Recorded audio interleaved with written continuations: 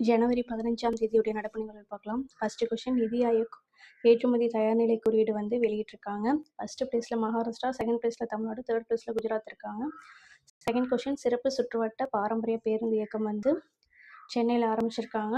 அதனுடைய பெயர் சென்னை உலா. 1980 மாடல்களில் வந்து 5 பஸ்ஸு வந்து இந்த பேருந்து இயக்கத்தில் இருக்கு. தேர்ட் கொஸ்டின், சீனாவுக்கான இந்திய ஏற்றுமதி வந்து 9.7% வந்து அதிகரிச்சிருக்கு. ஃபோர்த் கொஸ்டின், தொல்காப்பியம் வந்து 4 இந்திய மொழிகளிலும் 6 வெளிநாட்டு மொழிகளிலும் மொழிபெயர்த்திருக்காங்க. ஃபிஃப்த் கொஸ்டின், முன்னாள் படைவீரர்கள் தினம் வந்து ஜனவரி 14. சிக்ஸ்த் கொஸ்டின், தேசிய புலனாய்வு முகமை தலைவர் வந்து ராகேஷ் அகர்வாலை வந்து நியமிச்சிருக்காங்க. இவர் 1994 ஹிமாச்சல பிரதேசில் வந்து பிரிவு IPS அதிகாரியாக நியமிச்சிருக்காங்க. 2025 சிறப்பு தலைமை இயக்குனராக இருந்தார். இவரோட பதவிக்காலம் வந்து 2028 ஆகஸ்ட் 31 வரைக்கும். செவன்த் கொஸ்டின், பொங்கல் விழா 2026 கருப்பொருள் வந்து ஒரே பாரதம் உன்னத பாரதம். எய்த் கொஸ்டின், தனியார் மருத்துவமனைகளில் தமிழகத்தில் இலவச தடுப்பூசி திட்டம் கொண்டு வராங்க. 100% வந்து இலக்கை எடுக்க வந்து நடவடிக்கை சுகாதாரத்துறை வந்து எடுத்துக்கிட்டு இருக்கு. நைன்த் கொஸ்டின் வந்து எஸ் குமரேசன் வந்து பியூபர் போனியான நூல் எழுதியிருக்காரு.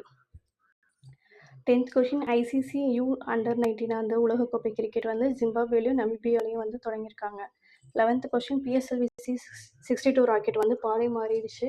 இருந்தாலும் அதில் இருந்து வந்து 15 செயற்கைக்கோளை வந்து ஸ்பெயினோட கிட்டுங்கிற செயற்கைக்கோள் மட்டும் தகவல்களை வந்து அனுப்பிச்சிருக்குன்னு இஸ்ரோ வந்து தெரிவிச்சிருக்காங்க.